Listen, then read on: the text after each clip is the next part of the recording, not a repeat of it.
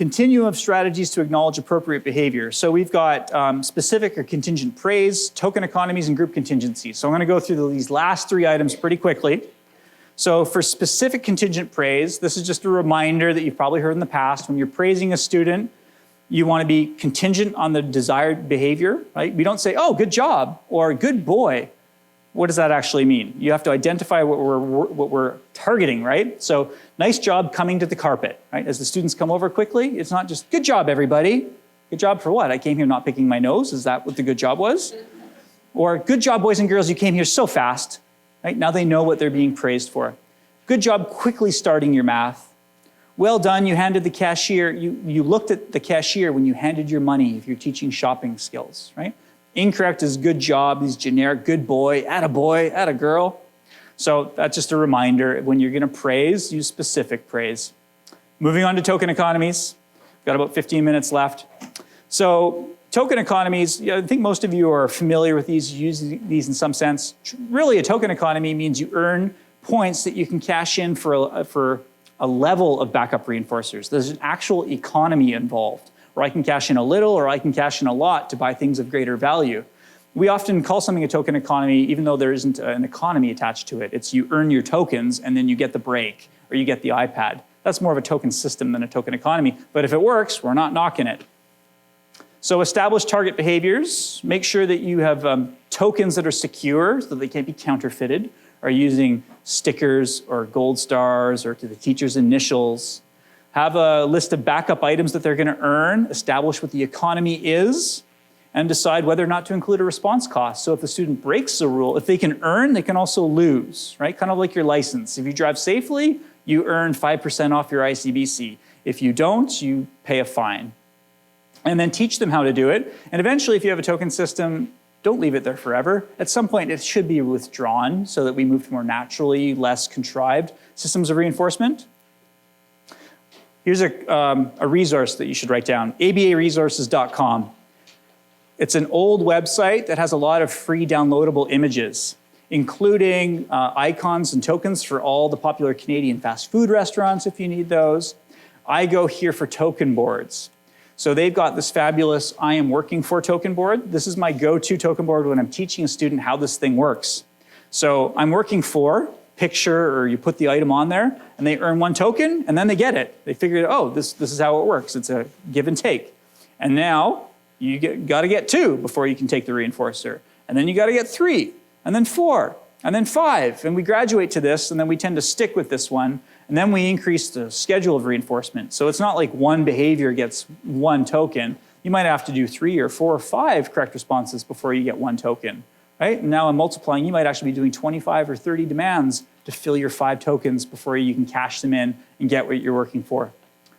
They have Buzz Lightyear themed and cartoon themed token boards that you can get from that website. This student liked Buzz Lightyear, so we got a Buzz Lightyear token board and Buzz Lightyear tokens, which makes it even that much more exciting to be working with.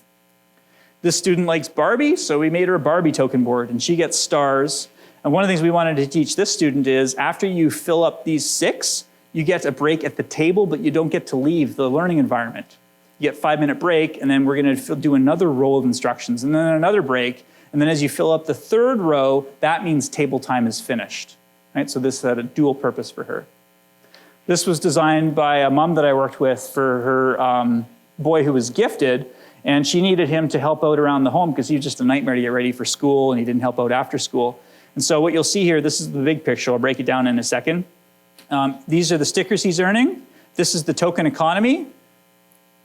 10 tokens earns him $5. 30 equals $10. And he can earn up to $25. And what's he earning? These really expensive Lego sets. So this is a long-term earning for this young man so that he could buy Lego. So there's the economy broken down there. And so he can see that he's saving up. And there are some cheaper Lego sets available. There's the little kit, and you can cash in early and get that one. But if you want the big guns, you really have to help out around the house and earn a lot of tokens. So you can see some of the behaviors. Make his bed, eat breakfast, brush his teeth, get dressed, get ready for school, because he was just uncooperative with these demands. As soon as he was earning Lego, he was cooperative with these demands. After school, hang up your backpack, wash your hands, help with dinner, clean up toys, pajamas, and bedtime. Right? suddenly he's much more helpful. And this has made the whole family happier. And what I don't have a picture of here is his little brother said, "Can I have one too, Mom?" And so the brother who's 2 years younger is now earning Lego as well. It's become very expensive for Mom and Dad because they're buying a lot of Lego, but that's okay for them. But the other brother is now, voluntarily helping out around the house because he sees what's in it for him. I developed this for one of my students where Mom wanted to control how much that she was eating in terms of edible reinforcers. So this is dried fruit that Mom was okay with her having as an edible reinforcer. And so we just divided this plate with a marker into quadrants, and then based on so many amounts of work being done, we would put a piece of the fruit leather there. And as she filled up the plate, when it was filled, she got to eat her reinforcers.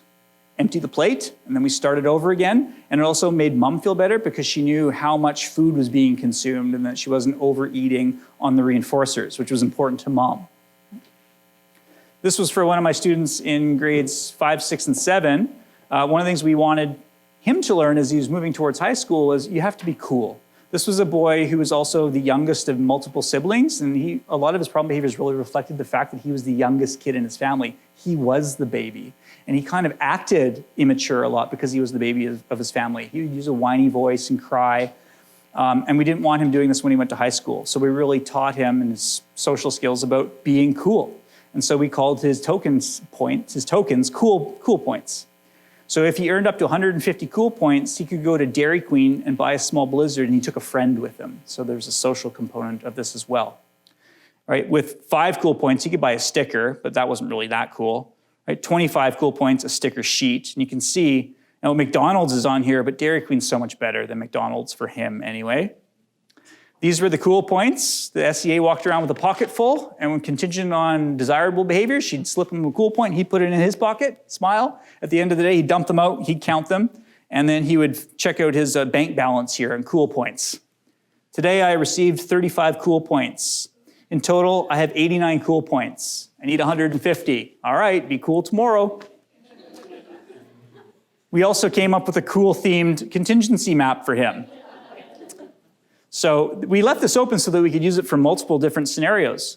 So if this is happening and you do desired behaviors, this is the cool highway, and it takes you to Coolsville, where you'll see there's a Dairy Queen, there's a McDonald's, there's a video game store, and the world of goo.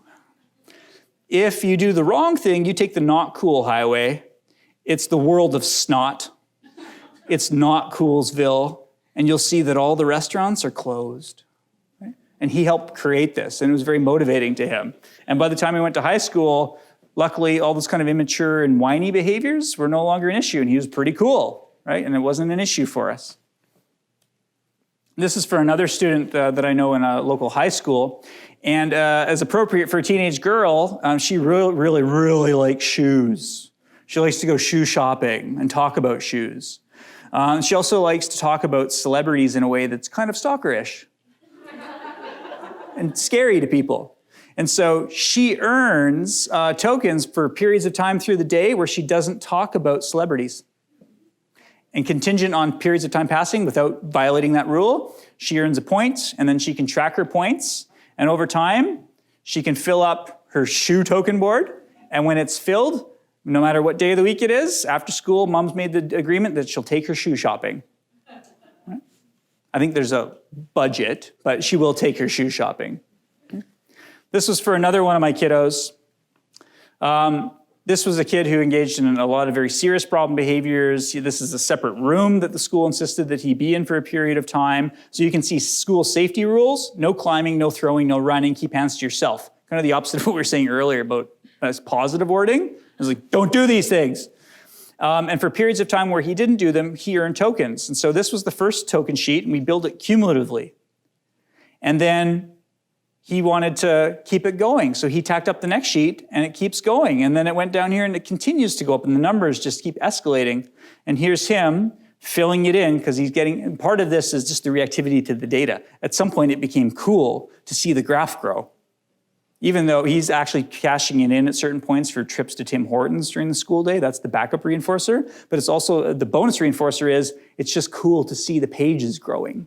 And that's motivating to him, which is kind of cool because it's kind of more self-regulatory, right? It's being good for the sake of being good as opposed to getting Tim Hortons.